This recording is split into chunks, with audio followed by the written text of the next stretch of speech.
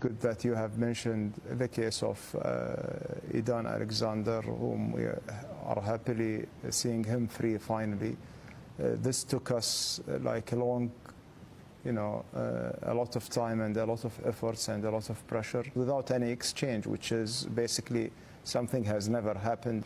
Now, we wanted this to be also as a first step toward having a complete hostage deal. Unfortunately, the next day being followed by a massacre on a hospital in Gaza, and just to try, the Israelis obviously said they were going after senior Hamas leadership. Yeah, but going after senior Hamas leader doesn't mean killing 70 people just as a collateral damage, which has just been the justification for the last year and a half. We cannot reach a deal when we have two different, a fundamental difference between the two parties. One party wants just to retrieve the hostage and continue the war, and the other party wants to end the war and doesn't think about the hostage. Alors pour te faire une traduction de ce que dit le Premier ministre qatari, c'est qu'il allait y avoir des accords pour la libération des otages avec les États-Unis, Israël et le Hamas, et à ce moment-là, Israël a décidé de bombarder un hôpital et tuer 70 civils.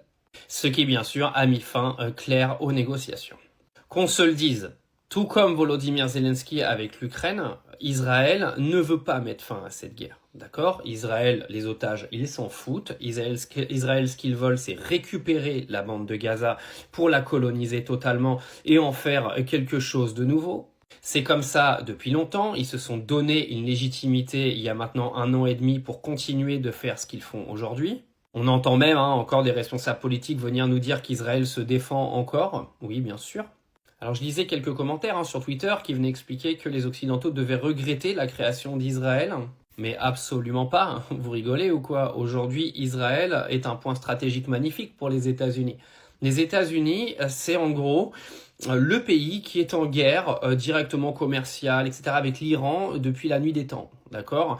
L'Iran et les États-Unis se détestent, et avoir placé Israël à cet endroit-là, mais c'est magnifique pour les États-Unis, vous croyez quoi ? Comme ça, les États-Unis, ils n'ont pas besoin de partir en guerre directe avec tous les pays arabes qui traînent. Ils financent Israël, ils balancent toutes les armes à Israël, et ils disent à Israël, écoutez, faites le travail pour nous, et puis on vous encouragera. On fera semblant d'essayer de négocier la paix, et en même temps, on vous aidera. C'est exactement ce qui est en train de se passer. Regardez ce qui est en train de se passer avec Gaza.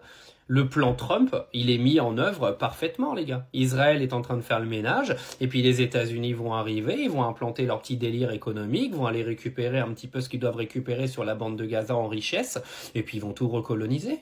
Israël, c'est le pays parfait pour les États-Unis. C'est un pays intermédiaire qui se bat contre tous les ennemis des États-Unis depuis des décennies. C'est magnifique. C'est un petit peu comme l'Ukraine aujourd'hui. L'Ukraine se bat avec un des plus gros ennemis des États-Unis depuis la nuit des temps, la Russie. Sans que les États-Unis aient besoin d'aller mener une bataille directe avec la Russie. Elle est pas belle la vie. Et on vient me dire que les États-Unis, c'est le pays de la paix et des anges gardiens.